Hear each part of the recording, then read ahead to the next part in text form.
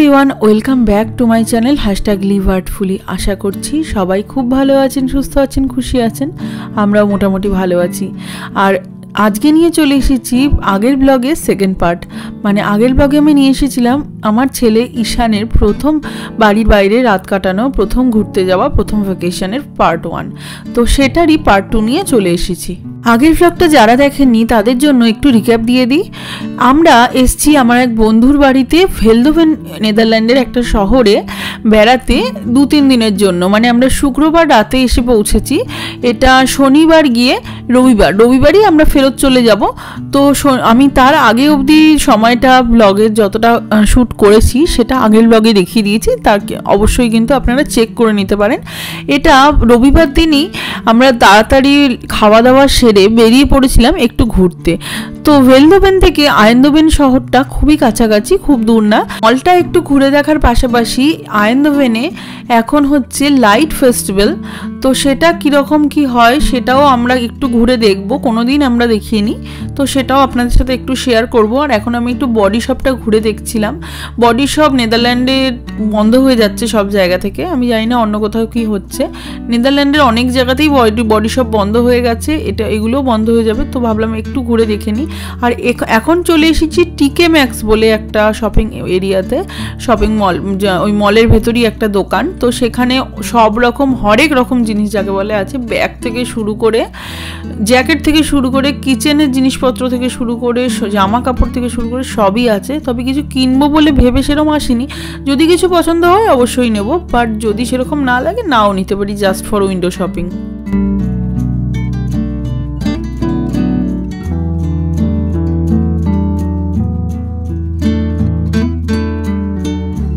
না কেন কোনো দোকানে গেলে সব থেকে বেশি কোনো জিনিস যদি আমাকে আকর্ষণ করে সেটা হলো কিচেনের জিনিস বা ঘর সাজানোর জিনিস। এই শপিং বোর্ডটা দেখে ভীষণ পছন্দ হচ্ছিল, বাট ভাবলাম আবার রাখতে হবে, কারণ আমাদের বাড়িতে আমার এখন জিনিস কিনতে কিনতে এমন হয়েছে যে রাখার জায়গার অভাব হয়ে গেছে। সব জায়গার সমস্ত কাবার্ড, ক্যাবিনেট সব ফুল হতে চলেছে। তো তার জন্য ফাইনালি আর নিলাম না। আর এখন বেরোতে গিয়ে দেখছি লিন্ডের এই শপিং মলে নতুন একটা শোরুম উদ্বোধন হয়েছে। তো তারই জন্য ওপেনিং অফার্স কিছু রয়েছে। তো ভাবলাম একটু চকলেট আমরাও কিনি। তো ঢুকতে গিয়েই সবাইকে চকলেটের বাউল নিয়ে একজন দাঁড়িয়েছিলেন, তিনি সবাইকে চকলেট খাওয়ার টেস্ট করার জন্য একটা করে হাতে দিচ্ছেন। তো আমরাও সবাই ওখান থেকে চকলেট নিলাম এবং আমি তো দাঁড়িয়ে ওখানেই খেয়ে নিলাম। আর লিন্ডের শোরুম দেখলে মনটা যেন মনে হয় খুব ভালো হয়ে যায়। রং বেরঙের এই সুন্দর চকলেটগুলো এরকম সাজানো থাকে। আর প্রত্যেকটা চকলেট কিন্তু লিন্ডের ভীষণ ভালো খেতে। এক প্যাকেট চকলেট আমরা নিয়েও নিলাম বাড়ির জন্যে। আমরা যে চকলেটের প্যাকেটটা নিলাম সেটা অ্যাকচুয়ালি মিক্সড চকলেটের প্যাকেট, মানে তাতে ডার্ক চকলেটও আছে, হোয়াইট চকলেটও আছে, আর এমনি নর্মাল মিল্ক চকলেটও আছে। সমীরনের ফেভারিট হলো হোয়াইট চকলেট আর আমার ফেভারিট হলো ডার্ক চকলেট, বাট আমি মিল্ক চকলেটও কিন্তু ইকুয়ালি ভালোবাসি। হোয়াইট চকলেট যে ভালোবাসি না তা না, কিন্তু হোয়াইট চকলেট খুব একটা বেশি খেতে পারি না। হোয়াইট চকলেটটা এত কড়া মিষ্টি হয় তার জন্য। আর এখানে দোকানের বাইরে বেরিয়ে হয়ে গেলাম ফুললি সারপ্রাইজড, কারণ স্নিথিক চকলেট খায় না। ও যখন কিনছিল আমি তখন ওকে জিজ্ঞাসা করলাম, কিরে তুই চকলেট কিনছিস, তুই তো চকলেট খাস না? বলছে যে না, আমি ভাবছি একটু খাবো, খেয়ে দেখবো চকলেট। তো বাইরে বেরিয়ে বলছে এটা ঈশানের জন্য ক্রিসমাস গিফট। ওর বয়সী বাচ্চারা দেখা যায় নিজেদের জন্য কিনতেই বেশি পছন্দ করে, এটা চাই ওটা চাই, নর্মালি বায়না করে। আমি তাই ওর এই ম্যাচুরিটি দেখে বেশ খানিকটা অবাকই হলাম। ও কিনেছে ঈশানের জন্যে।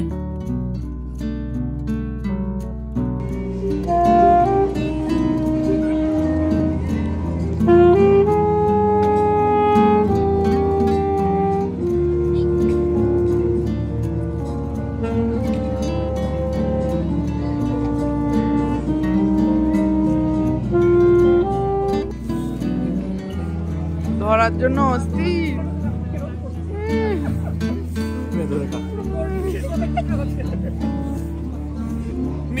ধরে নিয়েছে। পরে যখন দেখবো ঈশান নিজে হাতে বোতল ধরে বাড়িতেও অনেক সময় খায়, কিন্তু এত আনন্দ কখনো পায়নি, কারণ আজকে ও নিজে হাতে বোতলটা একা ধরে খাচ্ছিল এবং পুরো ভরা দুধের বোতল। কারণ বাড়িতে খেলে ওর সাপোর্ট লাগে, অথবা দুধ কমে গেলে অল্প একটু থাকলে সেটাও খেতে পারে, বাট ফার্স্ট টাইম হলো যে ও ভরা দুধের বোতলে একা ধরে খেতে পারছে একদম ভালো করে হোল্ড করে। তো আমাদের কাছে বাবা মা হিসেবে মনে হলো যেন ছেলে একটা নতুন মাইলস্টোন রিচ করেছে, তো খুবই আনন্দ হচ্ছিল। যাই হোক, ঈশানের দুধ খাওয়া হয়ে গেছে, তো আমরা এখানে একটা মার্কেট মতো বসেছি, সেখান দিয়ে হেঁটে দেখতে দেখতে আসলাম, ভীষণ ভালো লাগছিল।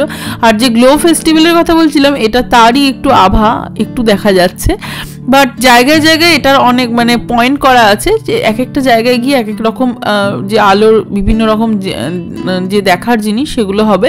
এটাকে বলা হয় Eindhoven glow festival.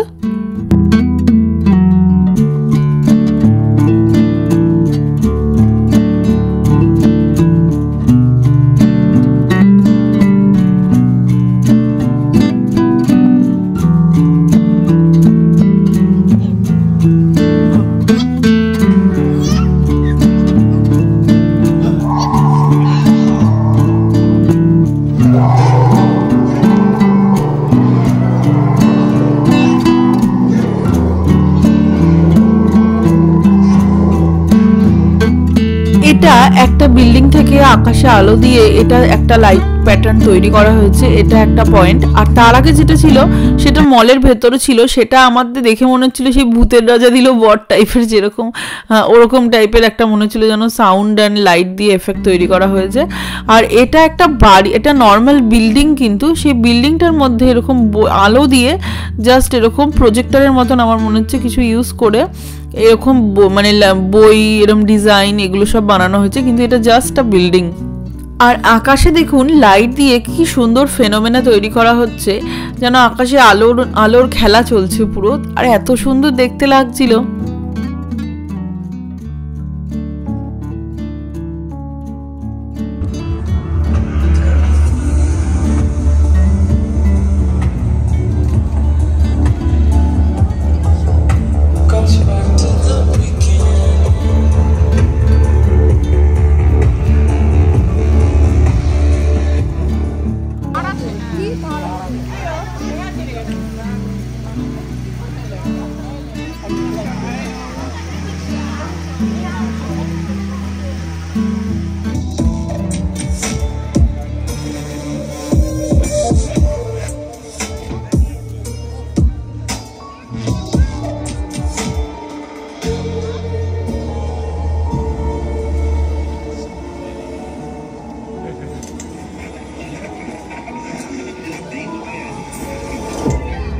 City is a poem filled with street signs and screeching horns, saxophone wails and blues dies. It's realizing we are many and we are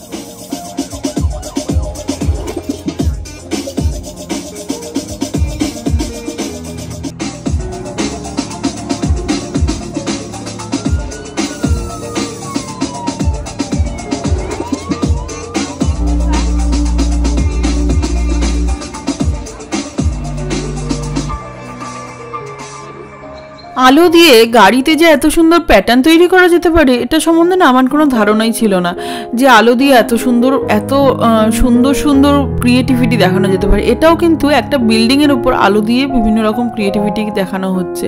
আর এটাও একটা আমার তো মনে হচ্ছে গ্রাস হপার টাইপের কিছু, যেটা আলোর সাথে মেকানিজম দিয়ে তৈরি করা হয়েছে, তো ভীষণই সুন্দর। আমার তো দেখে মনে হচ্ছে এটা কোনো একটা মেশিন বানানো হয়েছে যেটা এরকম গ্রাস হপারের মতন দেখতে, আর পাখাগুলো নাড়াচ্ছে, আর কালার দিয়ে আর আলো দিয়ে কালারের যে উইংসের মধ্যে এফেক্টটা ওটা ক্রিয়েট করা হয়েছে। আর এই লাস্ট দুটো ভিডিওর ক্রেডিট কিন্তু গোস টু স্নিথিক, কারণ আমরা ওখানে অনেকগুলো পয়েন্ট ছিল, অতগুলো পয়েন্ট আমাদের বাড়ি ফেরা ছিল, তো দেখে শেষ করতে পারিনি। সেগুলো সব ম্যাপে দেওয়া থাকে, যারা দেখবেন তারা ম্যাপটা আগে অবশ্যই দেখে নেবেন। তো ওরা পরের যেহেতু কাছাকাছি থাকে, স্নিথিকরা পরের দিন আবার গেছিল পরে, তো ও ওখান থেকে এই দুটো ভিডিও করে আমাকে পাঠায় যাতে আমি সবার সাথে এই ভিডিওটা ভিডিওটা শেয়ার করতে পারি, ব্লগে দিতে পারি, আর আমরাও দেখতে পারি। থ্যাংক ইউ সো মাচ স্নিথিক, if you are watching. Glow festival থেকে ফেরার পরে ওদের বাড়িতে বিকালে চায়ের আড্ডা বসেছিল, আর স্নিথিক যে কেকটা খাচ্ছে সেটা কিন্তু আমার বানানো। তো আমি এটা ওদের বাড়িতে বানিয়ে নিয়ে গেছিলাম, আর ওটা স্নিথিকের এত ভালো লেগেছে যে ও একটু পরপরই, কিছুক্ষণ পরপরই ওই কেকটা খাচ্ছিল। আর তাতে আমার এত আনন্দ হয়েছে, এত খুশি হয়েছি আমি, যে বানায় তা সেটা যখন কেউ ভালোবেসে খায় তো ভীষণই ভালো লাগে যে বানায় তার। আর তাছাড়া যখন একটা বাচ্চার ভালো লাগে সে তো তখন সেটা আরও আনন্দদায়ক হয়। তো আমি এই কেক বানানোর ভিডিওটা অ্যাকচুয়ালি ভেবেছিলাম আগের ভিডিওতে অ্যাড করে দেবো, আমি ভুলে গেছি। তো আমি একটু ব্যাকে গিয়ে আগের দিন বাড়িতে যে কেকটা বানিয়েছিলাম সেটার ভিডিওটা আমি একটু এখানে অ্যাড করে দিচ্ছি, আর বলে দিচ্ছি আমি কীভাবে কেকটা বানিয়েছি। প্রথমে আমি মাখন, চিনি, তেল এগুলোকে একটুখানি বিট করে নিয়েছিলাম, তারপর মানে সমস্ত লিকুইড ইনগ্রিডিয়েন্টে, তারপর ডিম, ভ্যানিলা এসেন্স সমস্ত কিছু দিয়ে বিট করে নিয়ে এখন মাপ মতন আমি এখানে ময়দা দিয়ে দিচ্ছি, মানে অল পারপাস ফ্লাওয়ার যেটা, সেটা মানে সব ড্রাই ইনগ্রিডিয়েন্টগুলো আমি এখানে এক এক করে দিয়ে দেবো। আর এটা আমি যেহেতু চকলেট বানাবো, চকলেট কেক বানিয়েছিলাম, তো কোকো পাউডারও দিয়েছি। কোকো পাউডার, ময়দা, বেকিং পাউডার, বেকিং সোডা সব একসাথে দিয়ে আমি এগুলোকে একটা স্ট্যান্ড মিক্সার দিয়ে এখন বিট করে নেব।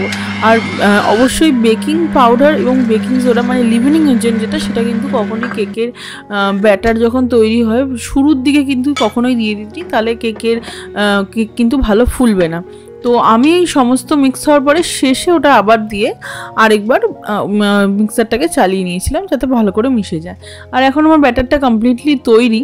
এখন আমি এই যে মোল্ডগুলো আছে আমি প্রত্যেকটাকে আগেই লাইনার লাগিয়ে রেখেছিলাম, তো আমি এই মাফিন মোল্ডে এখন ঢেলে দেবো একটু একটু করে।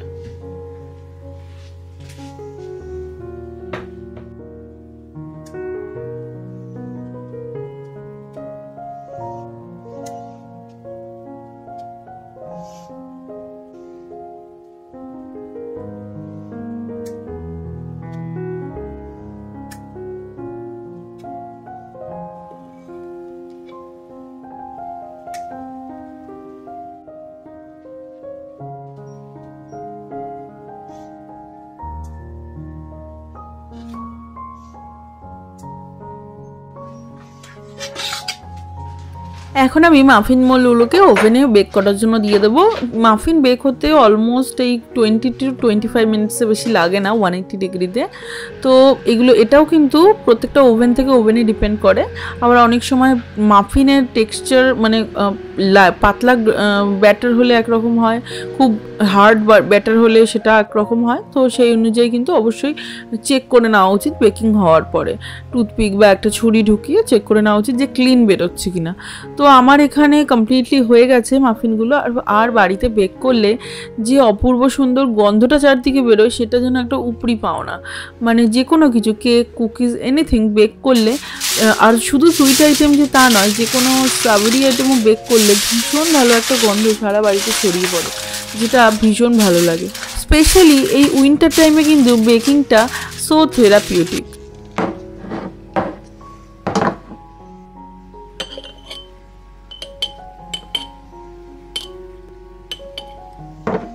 এই কেক বেকটা যেদিন যাব তার আগের দিন রাতেই করে রেখেছিলাম, যাতে পরের দিন সকালবেলা যদি বাই চান্স না বানাতে পারি, সময় না করে উঠতে পারি, কোনো যাতে টেনশন না থাকে। আর আগের দিন রাতেও আমি এই মিক্সটা বানিয়ে রেখেছিলাম ঈশানের রোজকার সিরিয়ালের জন্যে, যেটা আমি ওদের বাড়িতে নিয়ে গেছিলাম। আগের ব্লগে যারা দেখেছেন ঈশানের ব্রেকফাস্ট বানাচ্ছিলাম আমি, তো ওই সিরিয়ালটা কিন্তু এটাই। এটা যেদিনকে আমরা ওদের বাড়িতে গেছিলাম বেরোনোর কিছুক্ষণ আগে আমি এই গানাশটা বানাই। অ্যাকচুয়ালি আমি কমপ্লিটলি ভুলে গেছিলাম যে এটা বানাতে হবে, কারণ কেকের উপর একটা কিছু তো টপিংস দেবো। তো সেটা আমি ভেবেছিলাম এবার হোয়াইট চকলেট গানাশ বানাবো, কারণ যেহেতু আমি এমনি নর্মাল চকলেট কেক বানিয়েছিলাম। তো তার জন্য আমি এখানে 200 গ্রাম চকলেট, খানিকটা কোকোয়া বাটার, আর এখানে আমি লিকুইড যে ক্রিম হয়, যে হুইপ ক্রিম, যেটা আমি হুইপ করিনি, নর্মাল ক্রিম অবস্থাতেই আছে, তো সেই ক্রিমটা একসাথে মিলিয়ে আমি মাইক্রোওয়েভে এইটা বানালাম। এই গানাশটা এটা ফ্রিজে রেখে দিলে জমে যাওয়ার কথা, কিন্তু আমার যেহেতু ভুলে গেছিলাম এটা আমি খুব বেশিক্ষণ সময় ফ্রিজে রাখতে পারবো না, তো যেহেতু রাখতে পারবো না খুব ভালো জমবেও না, তো যাই হোক, মানে এখনও হাতে কয়েক ঘন্টা সময় আছে, তো সেই কয়েক ঘন্টা থাকবে। সবচেয়ে ভালো হয় রাতে বানিয়ে রাখলে সকালে এটা সেট হয়ে যায়। তো আমি এখন বেরোনোর আগে কেকগুলোকে যে কেরিয়ারের বক্সটাতে নেব তাতে সাজিয়ে নিলাম। এবারে ফ্রিজ থেকে গানাশটা বার করে ওপরে অল্প অল্প লাগিয়ে দেবো। আর এটা কিন্তু খুব একটা ভালো জমেনি। তার রিজনটা হলো যেহেতু আমি এটা বেশিক্ষণ সময় ফ্রিজে রাখতে পারিনি। আর আমি খুব শক্ত বানাইনি অবশ্য, কারণ আমি খুব শক্ত চাইছিলাম না, একটু এরকম একটু নরম গানাশই চাইছিলাম, মানে একদম হার্ড চকলেটের মতন হয়ে যাবে ওরকমও চাইছিলাম না। তো যাই হোক, আমি মোটামুটি বানিয়ে নিয়েছি, নিয়ে এবার আমরা বেরোবো।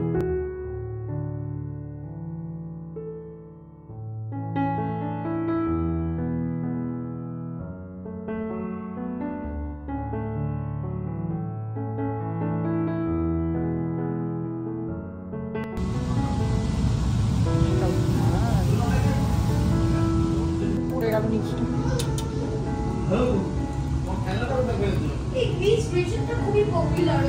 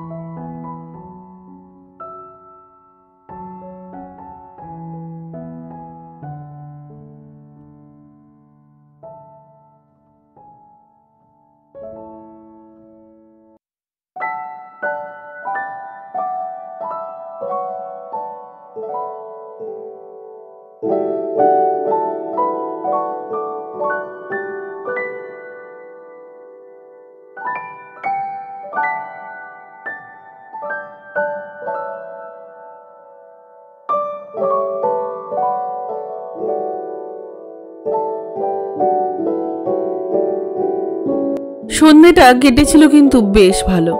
অপূর্ব সুন্দর চায়ের আড্ডার সাথে গরম গরম চা, আর তার সাথে ফলোড বাই স্মৃতিকের পিয়ানো।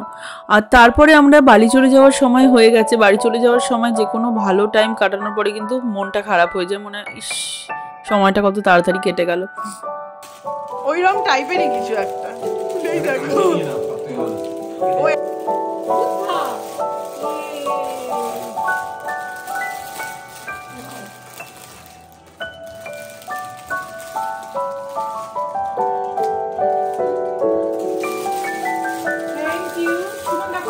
তোমার পছন্দ হয়েছে? তুমি এখন থেকে বুদ্ধার মতো হয়ে একদম শান্ত দারুণ লিভিং রুমে রাখবো। পছন্দ হয়েছে? দারুণ, ভাগ্যিস আমি কিনিনি। হ্যাঁ আমি জানি তুমি ধূপ পছন্দ করো। এটা আমি একটা আমারও কেনার ইচ্ছে আছে, পরে কিনবো। 30টা কোনো আছে, রাইট? হ্যাঁ রাইট। দুদিন আগেই আমি দেখেছি এটা। আমার সেদিন অনেক ভারী হয়ে গেছে বলে আমি টানতে পারবো না বলে আমি কিনিনি।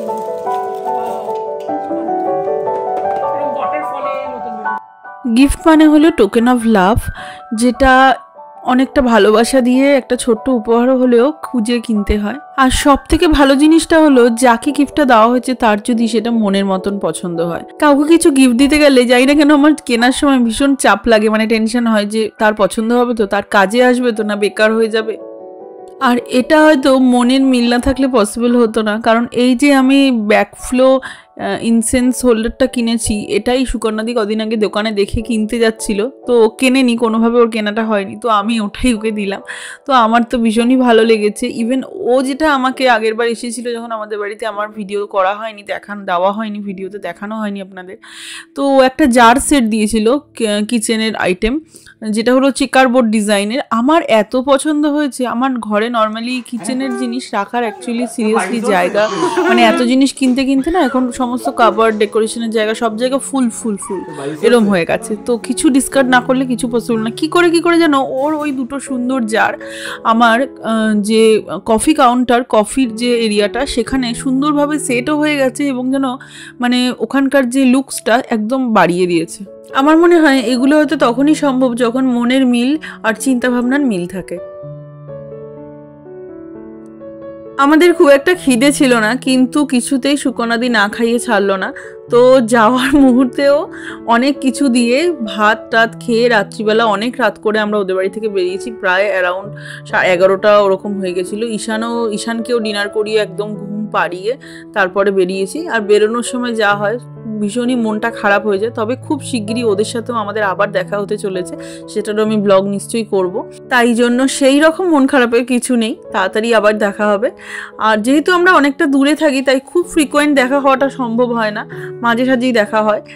আর এই ব্লগটা বানানোর জন্য এই যে সম্পর্কগুলো, এই যে আমাদের প্রথমবার ঈশানের বাড়ির বাইরে রাত কাটানো, প্রথমবার ঘুরতে আসা ভেলদোবেনে বন্ধুর বাড়িতে, তো এইগুলো কিন্তু সুন্দরভাবে আমি পরেও দেখতে পারবো, রয়ে যাবে।